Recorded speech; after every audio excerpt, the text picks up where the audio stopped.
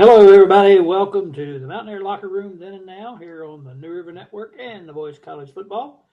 Greg Christ, along with Mr. Frank Fear. Frank, welcome in. Good to see you, Greg. You've got your Cleveland Browns T-shirt on. I've got my Rutgers. I got to tell you a little story. I said some bad things about Rutgers athletics last week. I'm really sorry about that. They were truthful, but I'm sorry. But on Sunday night, a woman came to my door, gave me a card. It said Scarlet Knight, and she gave me a package, and she said, "Wear this or else." And so for 1 week only, it's Rutgers. I'd sing the fight song, but I just learned they don't have one. So I don't know. Well, anyway, we know where your allegiance is. So that you got it. See, there's the flag. The flag's back there. That's right. That's a good looking shirt. I told you before the show. Nice peace offering. That's very good. Just don't say anything bad about Pitt. No. Of course, that was my ugly sweater, Christmas sweater. I had a party up in Morgantown, ugly sweater thing, a fundraiser. I wore a Pitt sweater. That was my ugly sweater. I remember that. That's great. Yeah, lots of stuff going on, Frank, and another great guest tonight. We've got what I consider the recruiting guru for West Virginia, Dave Gorby, with us. That'll be fun to talk to Dave and get updated on all the recruits and everything that's going on. And he really locks in on that stuff and knows it. And it'll be fun to talk to him about it. Well, Dave is exceptionally knowledgeable, very close to it, and he's one of our go-to guys when we think about WVU football, and it'll be great to get his perspective. And it was good to see Coach Rodriguez back for this weekly show, and that was very informative. We'll talk about that. And, of course, we're still trying to recover from Monday night's game against the women's basketball game against Kentucky that Darren was at. Got tickets and was there, which is great.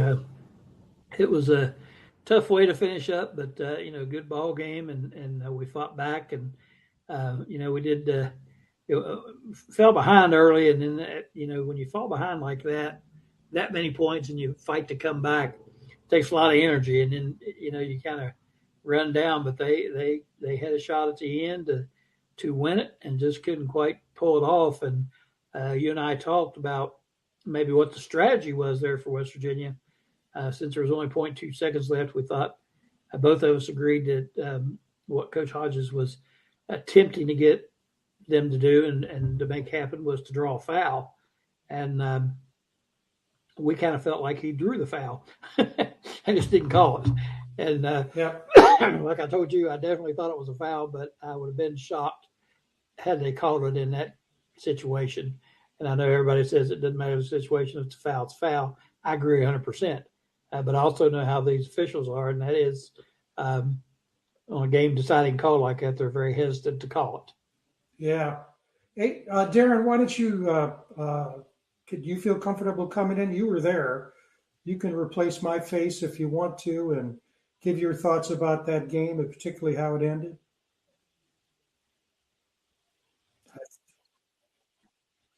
Okay. Darren's going to come in, and we've got we've got some video. Actually, we stole it from ESPN, modified it, and West Virginia won that game 85. Got 85 points in the video that I have us that we're going to be showing.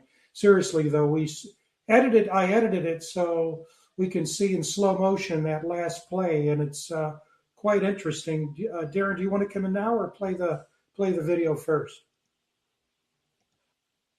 Okay, so we're going to show the video. It's not that long, and it shows the final 0.2 seconds 3 times, one in real time, and then twice in different slow motions. And so you can see it. And this is in HD, so it should be pretty good quality. And there's no voice. We can't do that. So, Greg, you're free to comment over. Here it is right here. Yeah, I think. Here's the shot. What a great play she had. The step back that just missed. Yep. Yeah, they set up a nice play. They did some action under the basket there to make it look as if. And this is a replay just so you can see it again. It really is a great basketball play. Yep. Yeah, they ran action down low to make it look like they were going to try to work it down, and then she come off a screen and was wide open. Here it is. And you really can't tell in real time, but you do see the Kentucky player in the back, and you see Harrison get off. Now, this is in slow motion. Now, watch this. They could call a foul right here on West Virginia. They didn't. And then, look, 3 Kentucky players, and Harrison is hit, and she falls to the ground. And you and I talked after the game. There was no reason for Harrison to be underneath other than to draw the foul. Now, we're going to see it again, also in slow motion.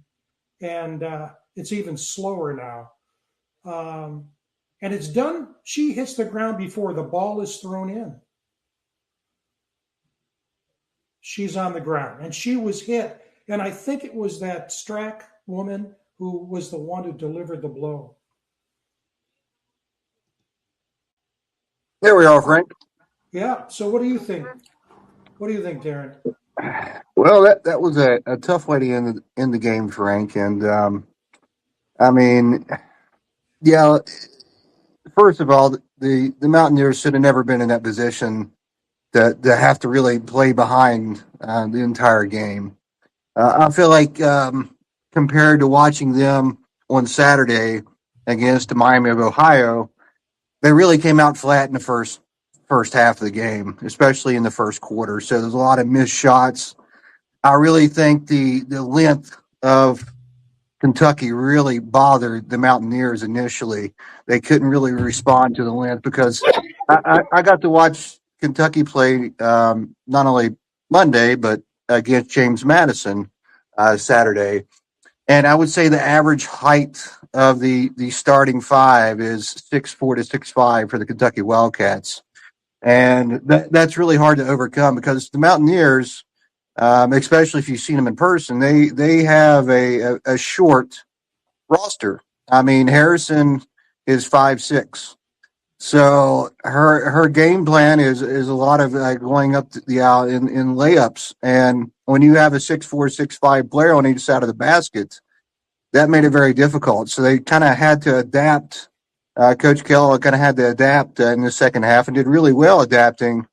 But I feel like they played behind the entire game, and that contributed to Kentucky defense because that was probably one of the tallest collegiate teams I've ever seen in person.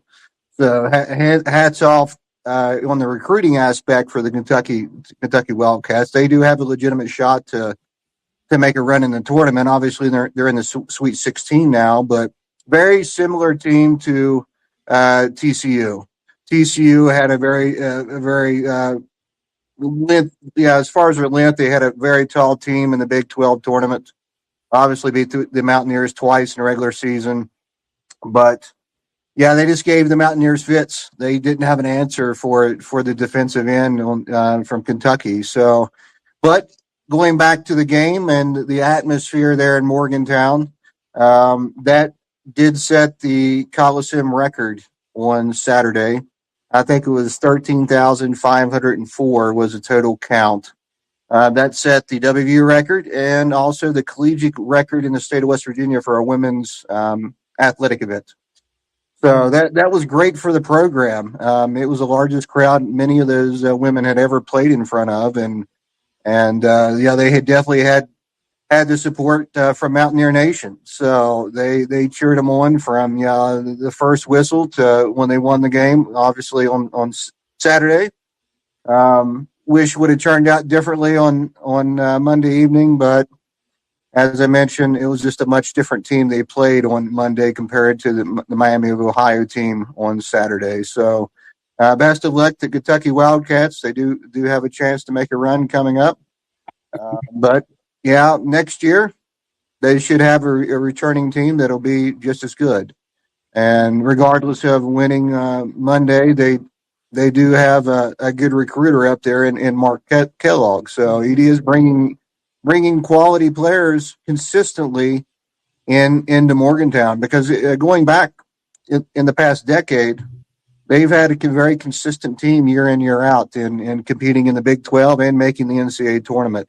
So if we can just, transfer that over to the men's side, that would be great. But yeah, what Coach Kellogg's done up there in Morgantown here in the last couple of years is very very good for the state of West Virginia and West Virginia University. So bringing those quality players in, but yep, great atmosphere. First NCAA tournament game in Morgantown for the women's team since 1992. So hopefully they can pull it off and do it again next year and host a first and second round game. Boy, well stated. Greg, Frank, follow up here on what Darren said.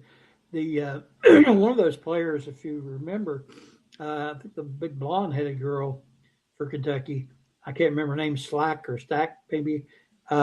She was at Virginia Tech and followed the coach there to Kentucky, and they were in Virginia Tech. They were in the Final Four with her. So, not only tall, but a very experienced player as well, and a good player. And also, I agree that this is going to help the program. If you're a young lady out there, you're going to play college basketball. When you saw the atmosphere up there Saturday and Monday, that has to be attractive. Now, and nobody has to know that don't happen every single game, but that crowd and that atmosphere is not going to hurt. That's for daggone sure. Mm-hmm. And the size of Kentucky was just too much for them. I mean, it's hard to get any inside game established, and our shots weren't falling first half. And the second half, once the outside shots started falling, then we got right back in the game, and you just feel like if we'd have shot halfway decent in the first half, that we could have won that thing going away. But if a frog had pockets, he'd carry rocks. It keeps snakes off of him. So there you go.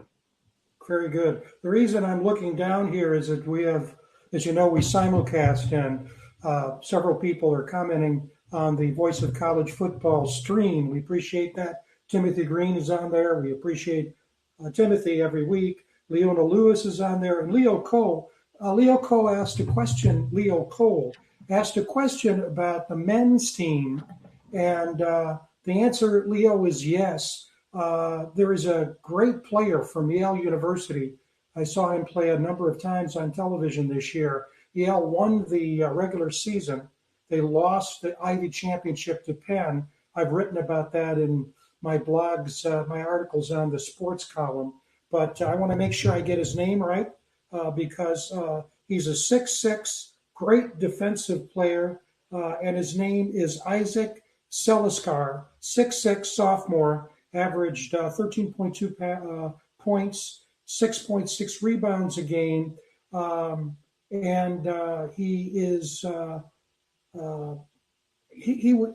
I think this is true. I hope it's true that he won the Ivy League Defensive Player of the Year. I think it was Isaac. I know that one of the players on Yale, they had the Player of the Year, a different player who was a senior. But that would be a great get for West Virginia. It's always a gamble with a mid-major player, but Yale's well coached. Obviously, he's a smart kid.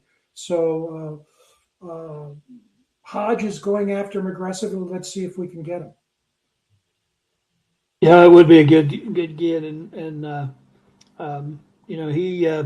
That's one thing I like about him is that, he's going after maybe people that nobody expected us to get, or nobody else thought about getting.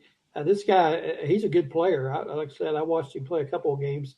I got to see him in their tournament, and he's a pretty solid player. And like you said, the intelligence level obviously is going to be high. And that you could never have enough of that on your team, and that's encouraging. But yeah, he'll fit right into this system if he likes to play defense. I told you I was going to ask this question. Well, one more question until before we shift. Dave's in the background, ready to talk about Mountaineer football. But a colleague and friend of yours, Jared Calhoun. Who is in the Huggins tree, done a great job everywhere he's been. Great run he had at at Utah State. He has been named the new coach at Cincinnati. Your thoughts about Jared and his being hired by the Bearcats? Well, like you said, he's a proven winner. He's won everywhere he's been. He started off at Fairmont, took those guys to the national championship in just a few years. From there, he went to Youngstown State. They won the conference, I think, back-to-back years, first time maybe in their history, and went from like a 10-win season to a 22-win season in a couple of years, and then out to Utah State, back-to-back NCAA tournament bids, and 23, 24-win season this year, and was competitive with the big boys. Knocked off Villanova in the first round of the NCAA tournament, and then lost a tough one in the second round, I think, to Arizona, number one seed, and it was a close game all the way through. So, yeah, Jared is Jared's a winner, and he does a great job. He's a great coach, and Sydney worked for him for a while at Fairmont, and he's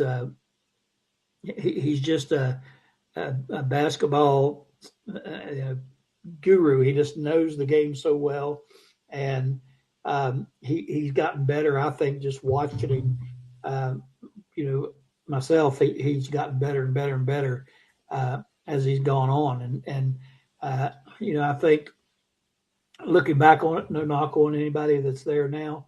It was a good opportunity for West Virginia to grab him, and we didn't get him. And I think, I don't know this for sure, but I'm guessing that, that Huggins tree probably hurt him in this instance with WVU. And I think that's a shame because I think he's proven what he can do. He's a proven winner. And, the scary thing is now being the Big 12 going against us. And that will always worries you because he does such a great job, and I can't wait till he gets started. I'm anxious to see what he does with Cincinnati. I've already talked to him and wished him luck, and told him I knew that based on what he's done in the past, this one shouldn't be any different. He should be able to win. He'll have resources and the backing. Another thing for him and his family, he's from that area. He's from the Ohio area. Played at, I think, Cleveland State, maybe play at Villanova, maybe from Cleveland, I think is the way it is. But he's back home, which I think is important for him and his family. So that's a good thing as well. So I'm happy as heck for him. I can't wait to see him get going, except against us. That's right. Absolutely. Yeah. Well, I'll tell you what. It's we've got the Las Vegas tournament coming up next Thursday, Yep. So we'll be able to talk. We'll talk more next Wednesday night, the 1st, about the upcoming game against Stanford. That'll be interesting as the Mountaineers play for really a $500,000 paycheck. Yeah. The players Yeah. are because that goes to the winning club if they can win 3 games. I guess 8 Yep. teams. Yeah. So And that can all be used for Neil. That's right. Absolutely. Absolutely. So it's exciting. But I just thought Monday was my last day of having my stomach turned over, and then I remembered we play again next week for the men's team. I was like, got to suffer again here. Yeah, thank God. Because I suffer, win or That's lose, right. I suffer. Yeah, but we got to the round of 32, and we hosted, and the baseball team. We'll talk about this after Dave is doing great. Won last night against Marshall, 1 hitter, 3-1. That was just great. If you had a chance to watch it, but we'll talk about the baseball team later. But let's bring in our buddy Dave Gorby to talk Mountaineer football. All right, there he is, Dave Gorby. Go on, Gorb. Long time no see. Yeah, it's been a good minute, hasn't it? Mm-hmm. I guess you've been doing your research and studying and watching the Mountaineers in this recruiting cycle. And I'm not going to ask a ton of questions right now, but I'm just going to let you take off with it. Tell us what you know, what we got coming in, who looks like bright spots, that sort of thing. and the needs that's been filled and that kind of stuff. So I'm just going to let you roll with it until you get out a win, and then we'll take back over. Well, I mean, we can. If you have any questions, we can definitely talk about it. But you know, I think the good thing about these transfers that we got in this year compared to last year, where Rich kind of came in late, is, and he kind of stated yesterday, there's only about 12 or so kid or guys that's not in that locker room right now, that's not in that weight program, that's not practicing with them. He has majority of the team um, for this spring practice that he really didn't have last year. So I think that's a uh, definitely a big key. Um, but I think everybody's got to talk about quarterback, and obviously that's always a big discussion. But I think, did we overspend on getting offensive linemen? And after watching last year's team, I think the answer is no, because I think that's the key the key thing on is got what makes this team go. Yeah, we were kind of the offensive line was kind of, I guess, was kind of bankrupt on us. They didn't perform. They got better as the year went on. He tried so many different combinations, trying to Hmm. find people, and Yeah. that was frustrating to watch. And but they did get a little bit better as the season went on. And I'm like you, I think putting a little bit of money into that area, that to me is key. I mean, if you're going to have a running game, passing game, you got to Hmm. have a line. I mean, we could see that we had some of the best running backs in the country, uh, but we couldn't do anything because we didn't have time to Yeah. uh, Hmm. get off on And, it. and you think about our running back room got banged up last year. Yeah. Oh, You tore apart. so obviously that's a little key question. He brought in Cam Cook, the nation's leading rusher from last year from Jack State. He didn't have him, but he's played Power Five football at TCU before. But the rest of that room is younger guys. There's a JUCO guy in there, and then the others are freshmen. So that's definitely going to be a key room. But running back has never been a problem with the Rich Rod offense. But going back to the offensive line, obviously, I think the big thing is he brought in the guy that knows how to teach zone blocking. Bringing in Rick Trickett. And I know people are going to say, well, he's 80 years old, but I think it's a key thing. It's on the win now mentality. It's not like we're building something for 5 years from now. Like we got to do this right now. But uh, and Rick talked yesterday. He talked about he thought they were ahead of schedule, and I think that's having older guys in that room, even though he hasn't been around all of them that long. But he talked about obviously two of them are ahead of the others, and that's the two transfers that he brought in from Jack State with him. That was all conference players.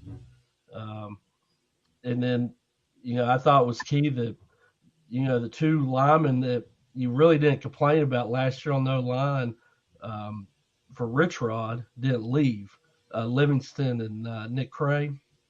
So, but the thing is, Rich really ain't saying a lot. He's doing coach talk on his press conferences, so we really won't know a depth chart until probably August. you know, so and then the other, we'll go back to quarterback. Is Scotty Fox going to be the guy, or is the Hawkins guy that they brought in from Oklahoma going to be the guy? I think that's going to be a good battle. And just like Rich Rod, he ain't going to say anything until probably a few days before we open the season. Yeah. Yeah. What about the receiving core? I know, last year we struggled in that area a little bit, and definitely need some help there. Yeah. So he's talking about. He thought Jaden Bray, the guy that Neil Brown brought in from Oklahoma State, was probably going to be their top guy last year, and unfortunately, he got hurt. It was either game one or game two Second last game. year, and he's back, so he's looking for him to be kind of that leader. And then he's brought in some transfer receivers. He brought in Teron Francis, which was a big recruit from Louisiana that went to LSU last year. He's talked about how tough and physical that kid is. So you got to look from him. And then the two other guys is DJ Epps from Troy. And then I'm trying to think of his last name. His first name is Prince. He came from USC. He didn't really play. He got hurt at USC. He didn't play a lot, but he was on that Boise State team that had Alshon Jenti as the running back. And he was their top guy. That's kind of why he went to USC. So that's going to be another area because basically they're all new faces in that room. Another thing he talked about yesterday was still playing a lot of 12 personnel. And for the people that don't know that's one running back and two tight ends. So obviously it's Rich Rod. He's always going to talk about the running game, and obviously 12 personnel helps that. He talked about the tight ends specifically, and he brought in a few tight ends just for that. One tight end, Cam Ball, is about 6'8", about 270 pounds. So I definitely looked at for an area that he wants to improve on too. Offensively, sounds like he's put a lot of the pieces together offensively that we're in need of for sure. The offensive line, receivers, like you said, running backs. I don't want to say they're a dime a dozen because they're not, but we have never seemed to have a problem finding good running backs, and a lot of that is attributed to the offensive line, I think. But it sounds like he's addressing the needs that we have, across the line. From end to end, it sounds like he's addressed all those needs. Frank, you want to jump in with a question? I don't want to take all the time. Oh, good. Enjoying the conversation. One of the things that struck me, Dave, from yesterday's press conference, that was that my head shot back, because my experience in terms of my observation watching Rich Rod is that things are close to the vest. And actually, there was an announcement from the university there wouldn't be a spring game, no matter what you call it. And then it was shifted, reversed in a couple of days.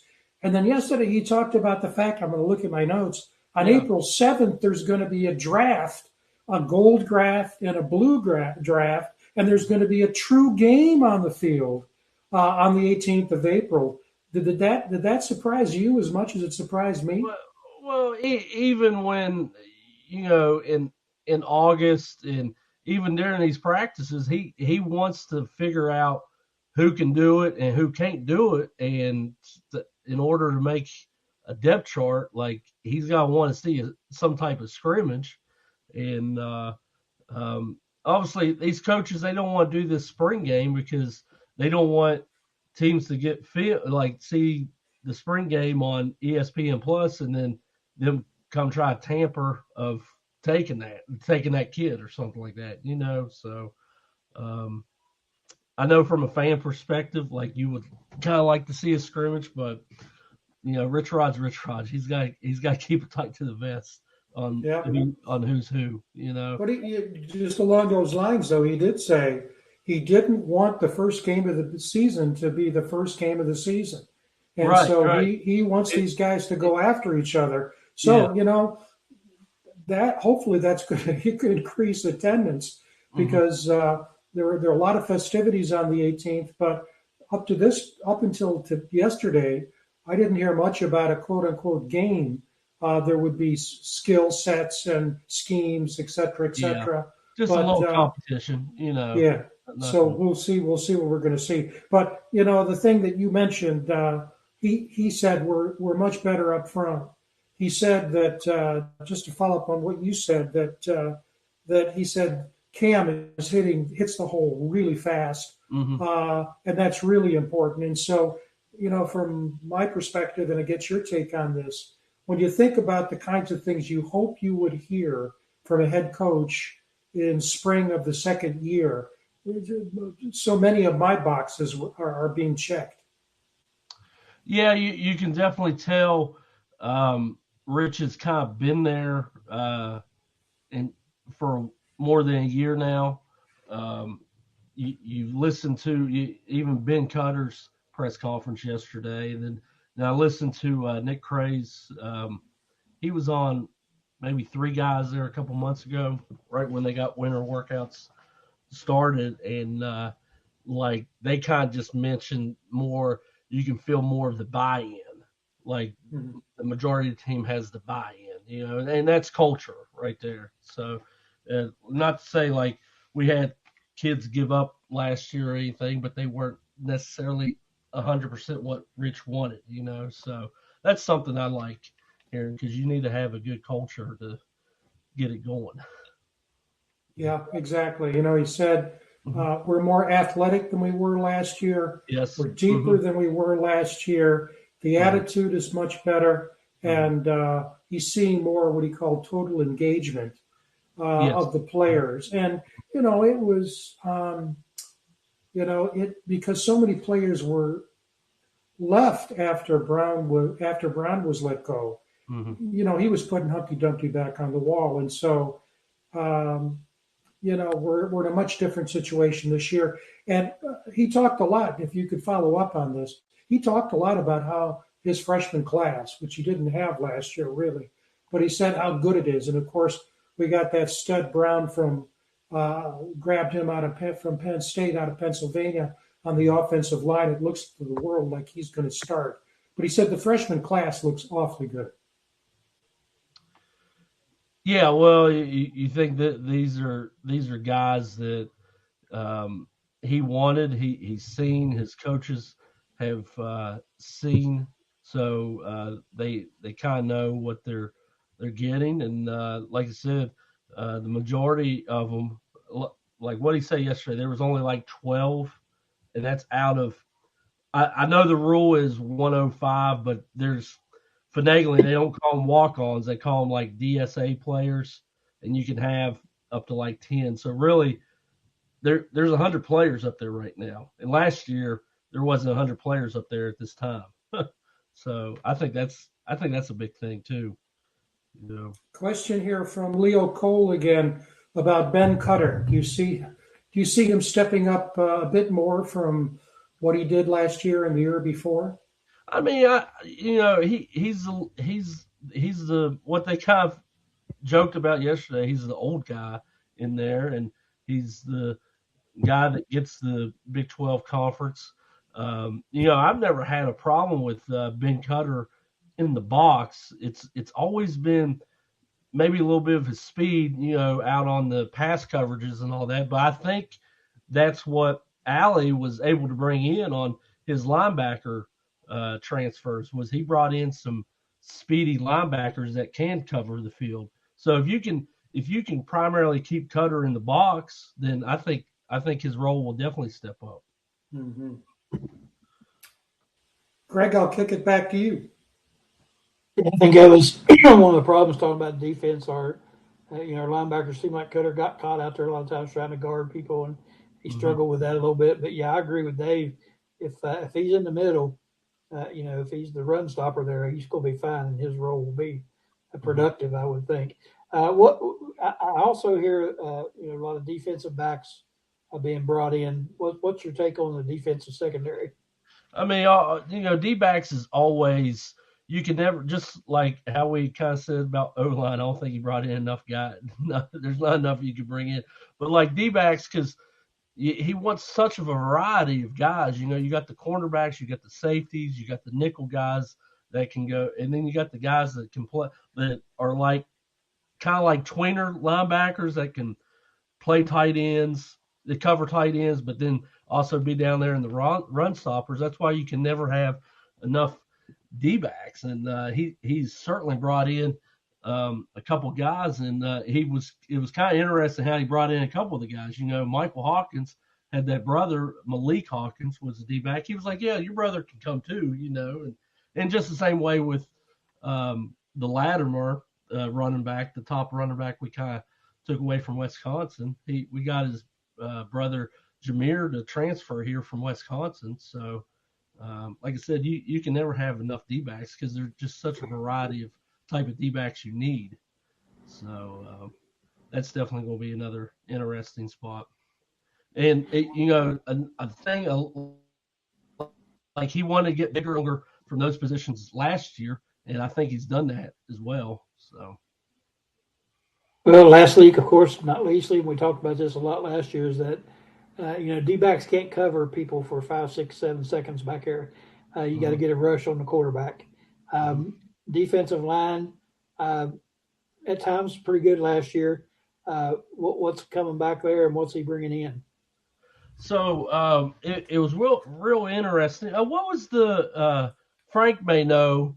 What was the name of the coach that was here just for a few weeks and went to Georgia? Ooh. Boy, I'm going to have to look that up. I'm not going to be able to have that on the tip of my tongue.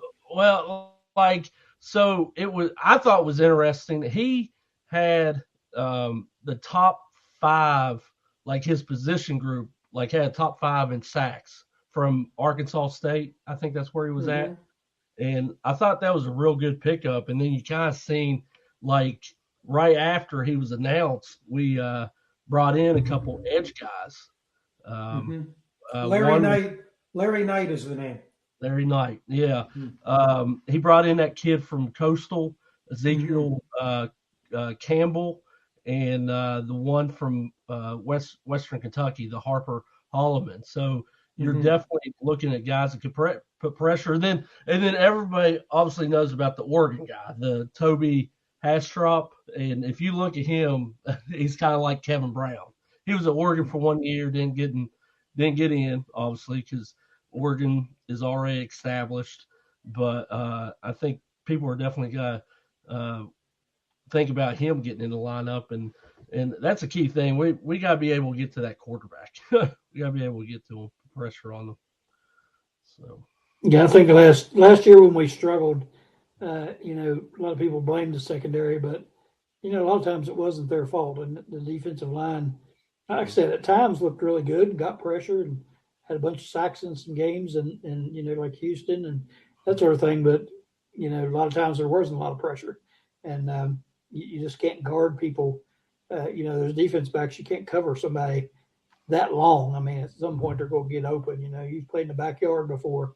People guard you for a little while, but after a while you can make enough moves to get open. So I think that's really key for our defense, that defensive line. But I feel strongly that, and with no other way of knowing other than knowing that Rich has had time to put this thing together and to work the kinks out, that we're going to be much improved next year all the way around. Well, like I said, we're a year into this. Rich fully has now recruiting class from portal and his high school class. He has guys he knows and are got to be more in tune with his ways. And I tell you another thing I like. I kind of like the setup of the schedule this year. I mean, we don't even have a true road game until like the month right. of Yeah. And the only time we have a back-to-back road games in the conference, we have an open week in the middle of it. So, like I said, I think the schedule really sets up for us to have a chance to have a successful season. Darren, if you could throw up the schedule, that'd be good. And we have a question. Timothy, watching on Voice of College Football, says as he looks at the schedule, he's thinking of 8-4-9-3. And a couple of weeks ago, Greg and I had a back and forth one of the nights, and looking at the early takes by the Wags, basically saying that Houston looks awfully tough this year.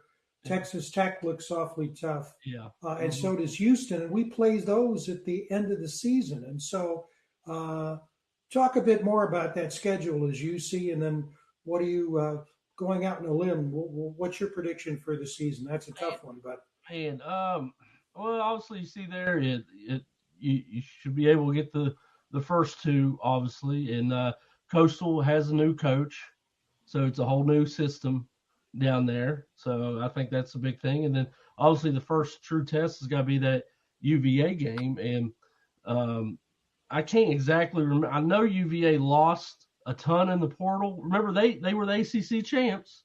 Remember? Mm-hmm. I mean, even though maybe Miami probably should have been those ACC champs, but did the quarterback that was at Penn State that went out to Missouri go to UVA like Bo?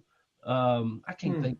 I can't think of his last name, but We'll look it up. yeah, go ahead. Go ahead. Like, can't think of his last name. But you look at the Oklahoma State game. Obviously, that's a new coach, and obviously, but that's a successful coach. You know, he was down North Texas. He's brought a bunch of those kids with him. So, but that game's at home. Like I said, we don't go away until we play the Iowa State game, and obviously, that's another new coach. Yeah. So that's not going to be the same Iowa State Matt Campbell Iowa State that we've had to deal with for the past, man, how many years? Like 10 plus years, you know. So now that Arizona game's probably going to be tough. They still got that little quarterback that, man, I can't think of his name, but man, he's a tough little dude. Cincinnati, didn't they lose a bunch in the portal? Didn't that quarterback they lost the quarterback to Texas Tech. Yeah. Mm-hmm. By the way, the names you were thinking of, and UVA is reloaded at quarterback. Bo Prabula is coming from Missouri, and the guy that killed us in that Pitt game with that comeback, Eli Holstein, has transferred from Pitt. He lost his starting job, so those two guys are going to battle it out, and I wonder which one we're going to see. And obviously, Holstein has the advantage because he's played against WVU before, but I'll look up, but I can't remember. Go ahead. What's his name's played against WVU too? He was the backup to what's his name? That's but right. he only came in when they needed to run the ball. That's right. Yeah, he only played a few plays, but like I said, whoever suggested, like I think you think of 8 wins would be a good year, especially like I said with that schedule, and then see who we get in that bowl game. Obviously, Texas Tech is established. Kansas will finally have a different quarterback. Daniels has been there for 7-8 years, it seems like. So, but yeah, like I said, but like I said, I think the schedule definitely sets up for a good year for them to have a good year. By the way, the name of that quarterback, which escaped me as well, Noah Fafita, is that quarterback, and he can kill you with his legs. That's the other thing that I think last year he got better. See, the year before when we played him, he had that one receiver that's playing for the Panthers now. He just threw to him, but now he he'll work it over here and he'll work it over there. Then he works it over. So you got a lot more to cover now. Yeah. And Rich Rod yesterday was talking about our quarterbacks. He said they could all run. They all can run. And, that's the other thing is that the news that we didn't talk about last week, Greg, was our quarterback transferring to Northwestern, the former WVU quarterback, Nico Marchiol, transferring to Northwestern. How he's going to figure in that lineup remains to be seen. But Rich Rod, obviously, in his offense needs running quarterbacks. You got to be able to run. And he's much happier, I think, this year than last. Yeah. Well, I think the emergence of Scotty Fox last year, I think, he played pretty well for the most part. Really, boosted their confidence a little bit in that position because he can run the ball too. Of course, the problem with that is you risk that injury. But in today's game, you got to have quarterbacks that can move. I mean, you just don't see the drop back, so to speak, quarterback anymore. All of them are mobile and can move. I think the quarterback room, regardless of what he brings in, who starts, whatever, is going to be fine. If you have Scotty Fox there, if there's somebody better than him, then they're pretty good. I mean, it's not like, we weren't sure about Nico. We'd seen flashes, but really hadn't seen him enough to to tell. And not that he was a bad quarterback, but I don't think he lived up quite to the hype that he got when he got here. But Scotty Fox, I think you can see, with his size and his arm, and then his ability to scramble, you could just see good things out of him. And so you have to feel like that quarterback room is in pretty good shape. And if there's somebody better than Scotty Fox, then they're going to be decent and pretty good. So I think that's encouraging from a quarterback. I'll say this about the schedule too. It's about damn time we got a break on the schedule. It's about time. I mean, every year it seems like we get screwed on that schedule some way. We're making trips. We talked about this last year. You're making trips out to Provo on a Thursday night, and you 2-3 road games in a row that are 2,000 miles away, and it just always seemed kind of unfair the way the schedule set up. So I guess maybe I think, Frank, where we talked about it so much, they finally heard us. The commissioner probably watched our show and said, you know what, those guys are right. We need to fix the schedule and give West Virginia a little bit of a break. Yeah. Well, if you heard Calipari, he gives endless quotes in his press conferences. He had a great one the other day. He said, coaches win games, administrations win championships. Yeah.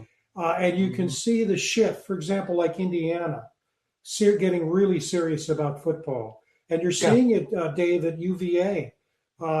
They've really, as you say, they've won the ACC. You see what's happening at Vanderbilt. You see what's happening at other places.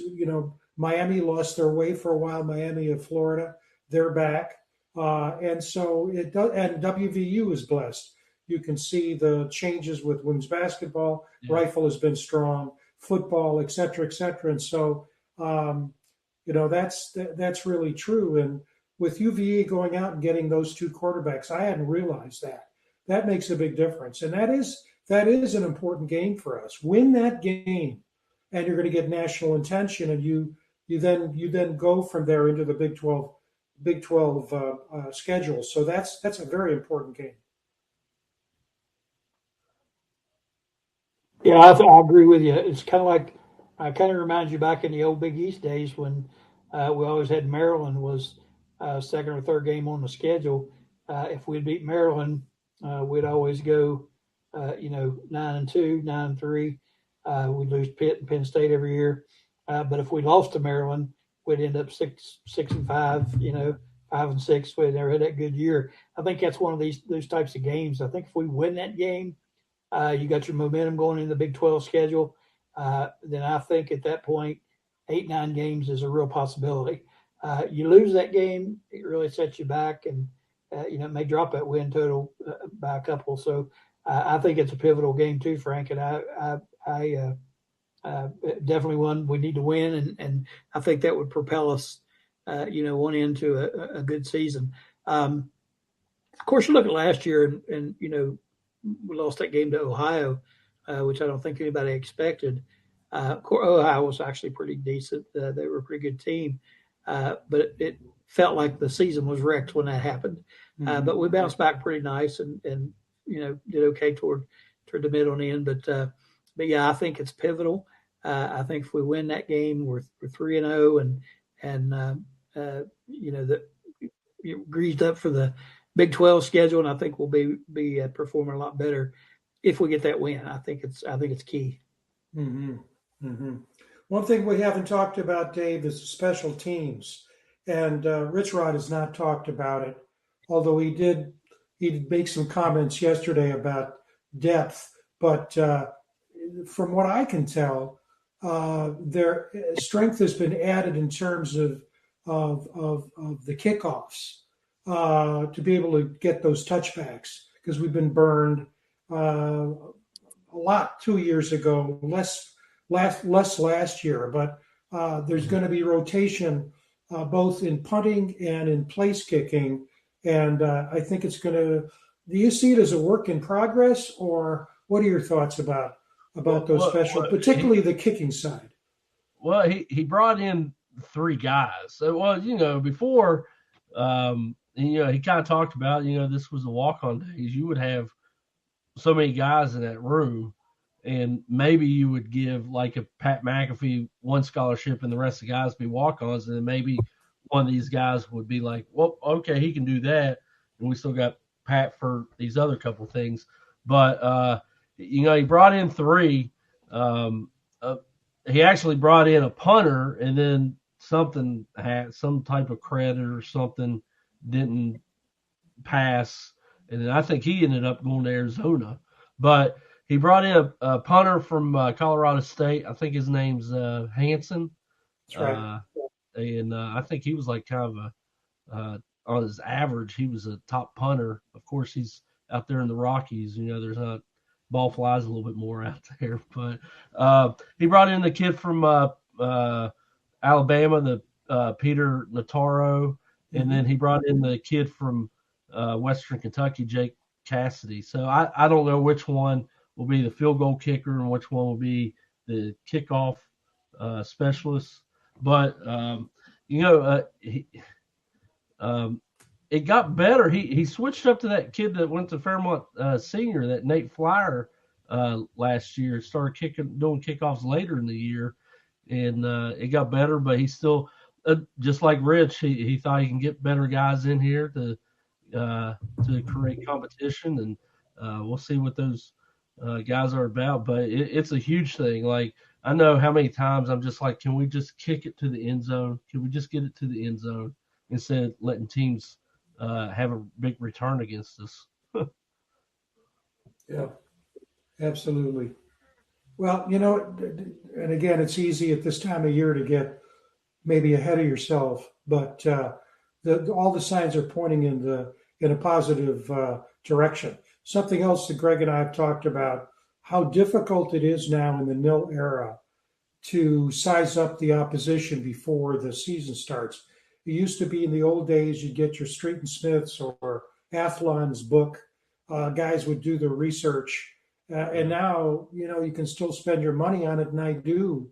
But the fact is, things change so much, and there's so many new people there that it's a real crapshoot. And it shows in terms of the predictions that guys make who are in the business. Arizona State, for example, being picked toward the bottom 2 years ago, and then ending up winning the Big 12. It becomes a lot more difficult.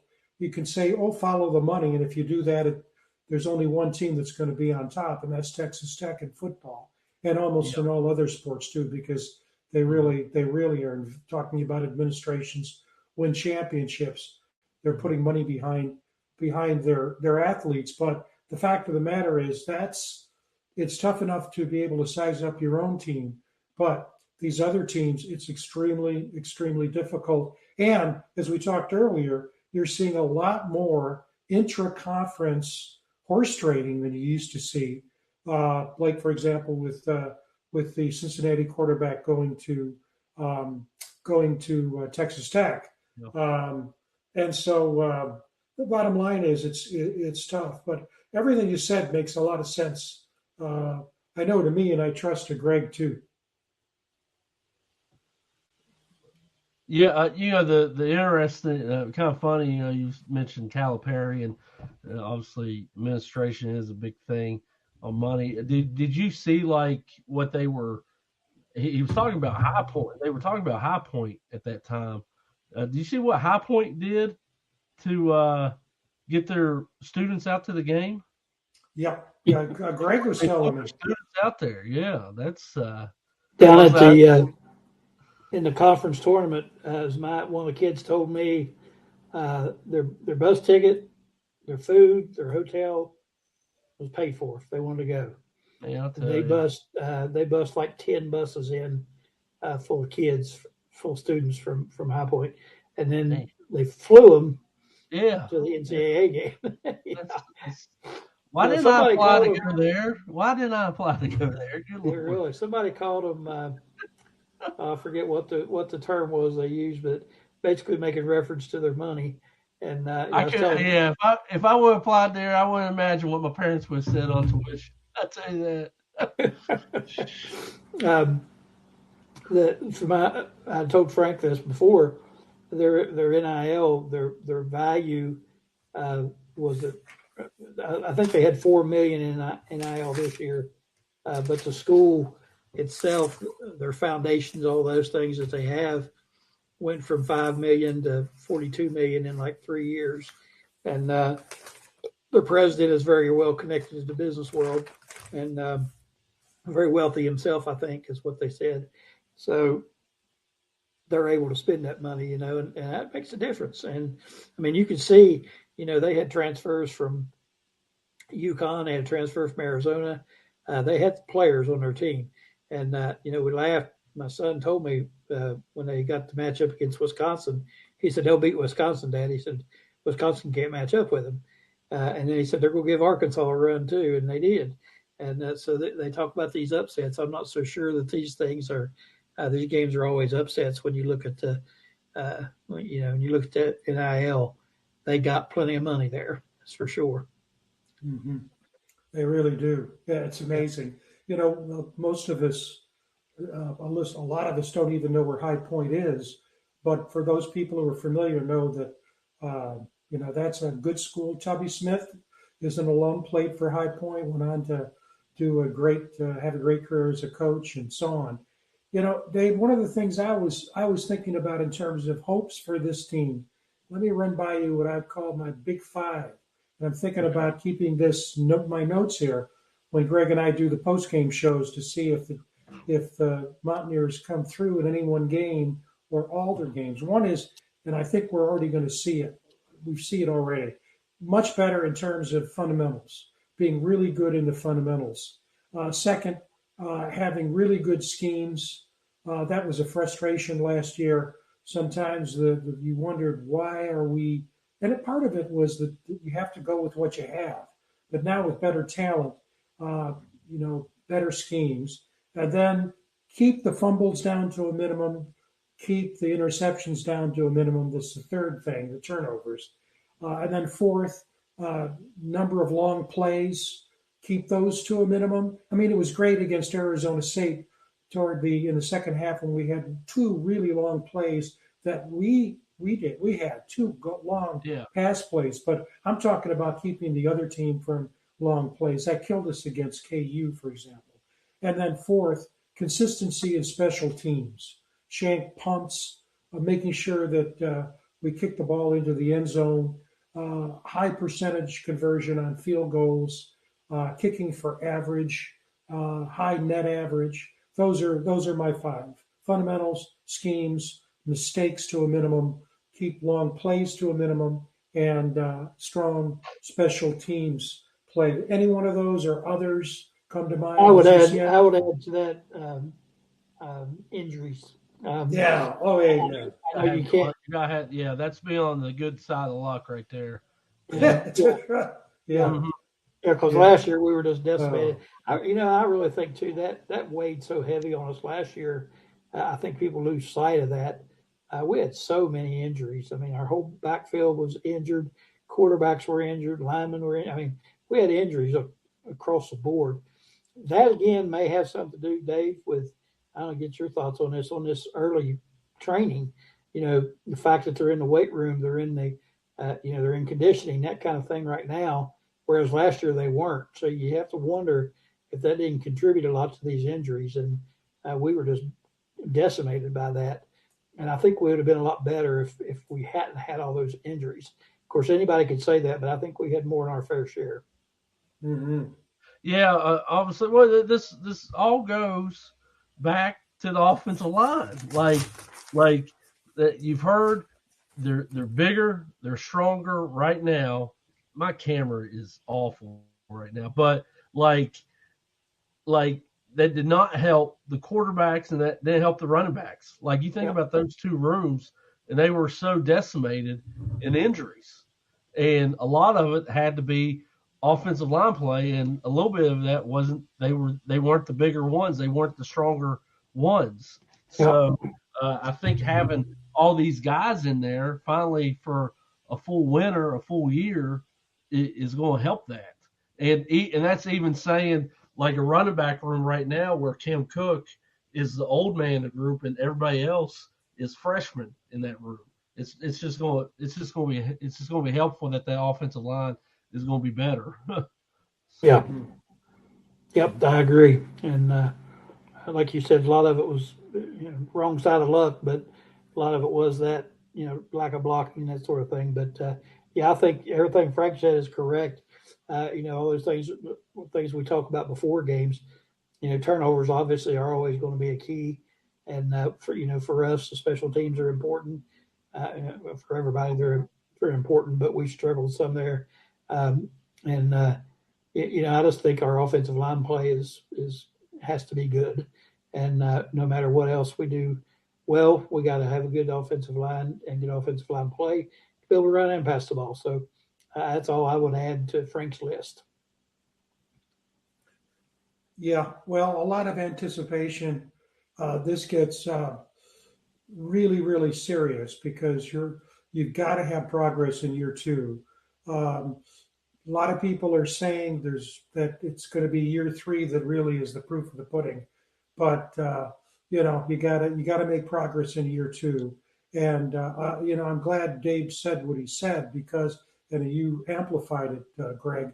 That schedule, uh, it's a lot different when you're opening up against Penn State, um, and we're not. Yeah. So, and that's where the administration comes.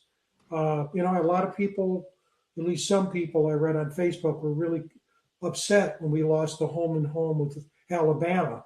But when you look at it from a longer perspective, having to play a SEC power early in the season when you got to go into the Big 12 gauntlet is awfully tough. And there's enough jazz that will surround the UVA WVU game. That's your marquee non-conference, and that's no slight of the other two teams, but Dave's absolutely on target. Um, when you have a new coach with a new set of schemes, and you got to go on the road the first game, it's a long shot to do anything other than just hang in there.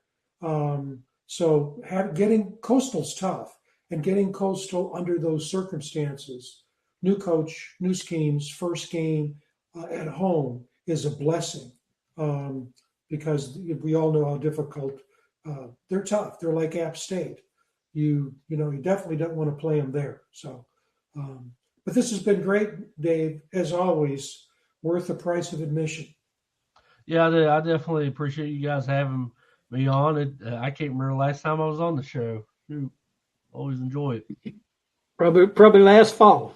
So yeah, probably before basketball because I don't get to do a lot of stuff during basketball season. So we'll have to do better. Dave, appreciate you. Yeah, take some time, man.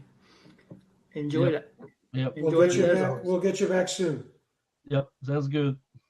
All right, Dave Gorby, everybody, and Frank. I'm amazed at the knowledge and knowing these people, and I can't keep them straight. I can't remember my own name, much less 15 other people's names that I've never met.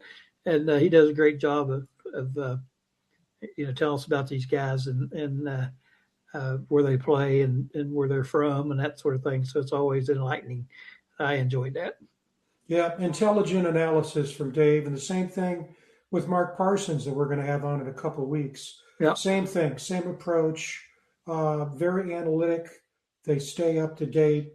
Don't get emotional about things. Just do a great job of laying it out, and then when there are issues, being truthful about the issues, and that's what you need to hear, rather than folks who are just either go too far one way or too far another. They're steady, and that's why we love having them back on the show. Yep, does a great job. That was very enlightening, enjoyable. So looking forward to having him back. That's for sure. Yeah. Well, we said we're going to talk a bit about baseball. We've got a very unusual situation coming up that I didn't realize until I was reading an article. The Mountaineers again beat Marshall last night at Marshall, big crowd, 3-1, one hitter. I think in the seventh inning. I think the WVU had used four pitchers last night.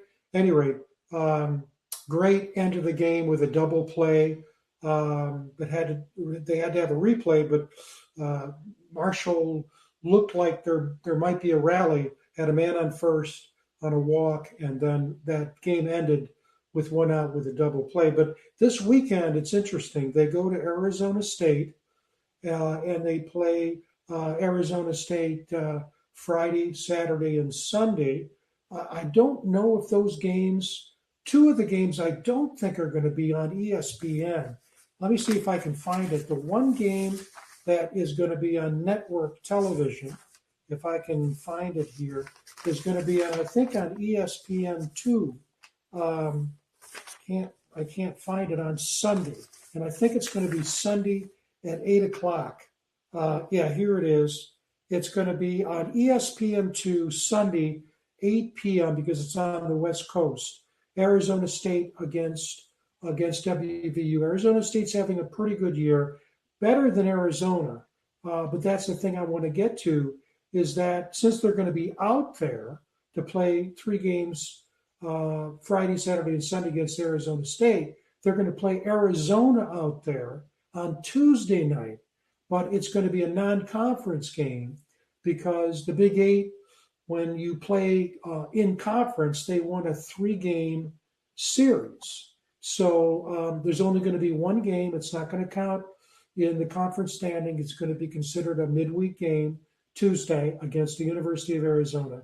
And then they come back. And what's interesting when they come back is that they're going to be playing UCF. Now, UCF and West Virginia are tied for the baseball lead in the Big 12.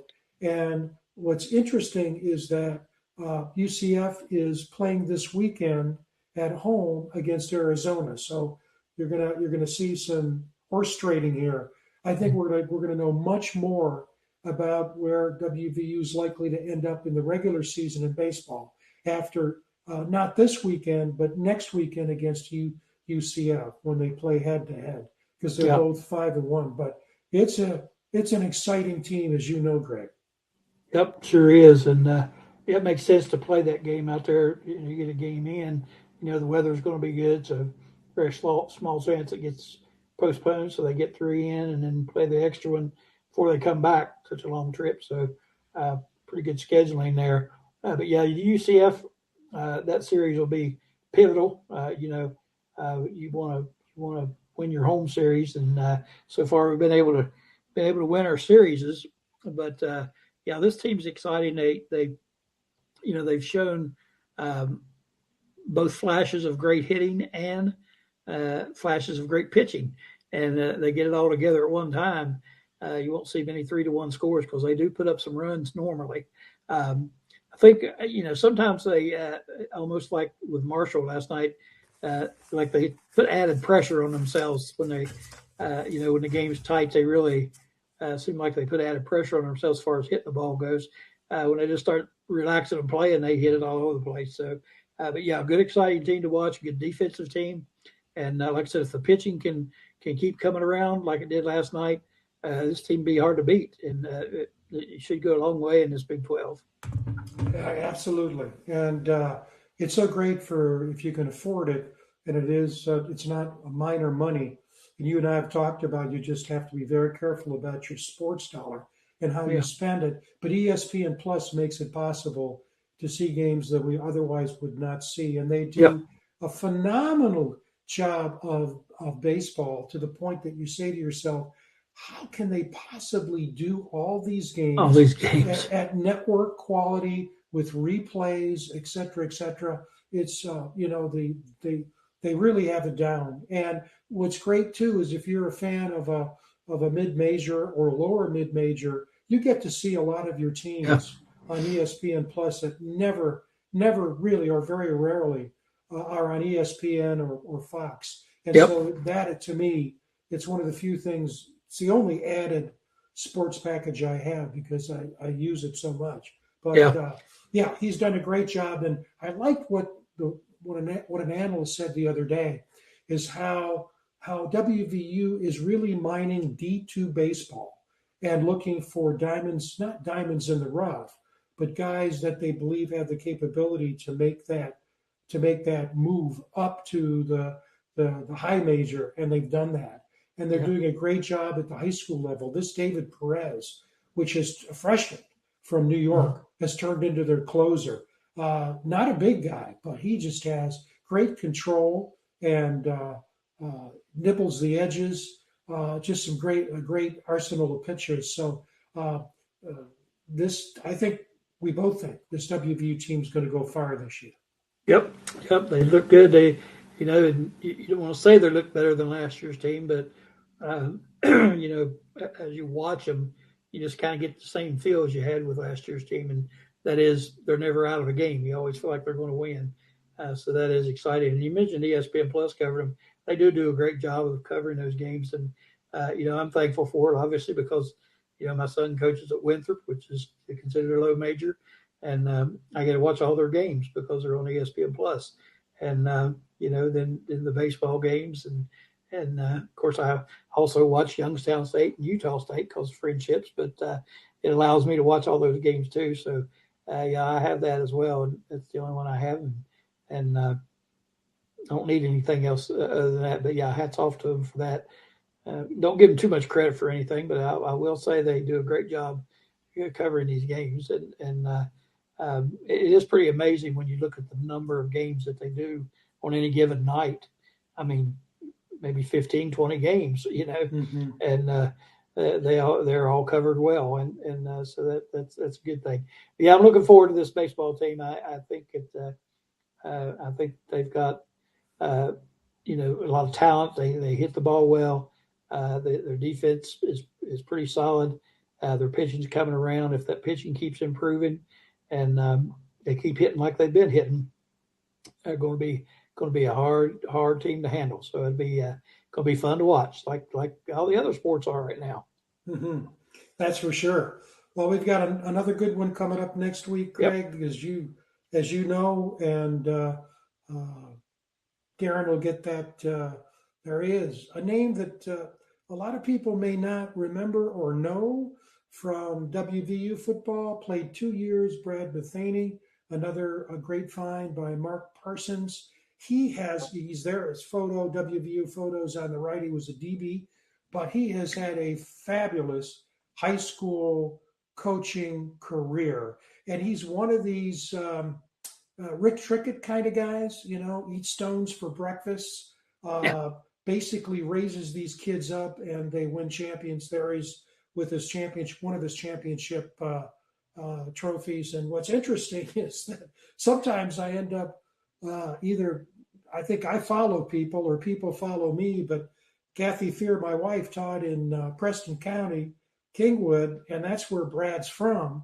And I'm down in Fort Myers area, Florida, as we speak. And he coached down here locally in Florida. So Okay. going to talk with Brad about who's following whom here.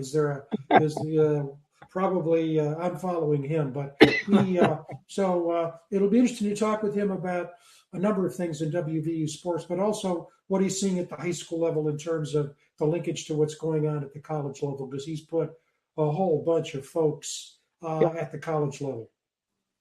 It'll be interesting. Be good talk. I remember when he played.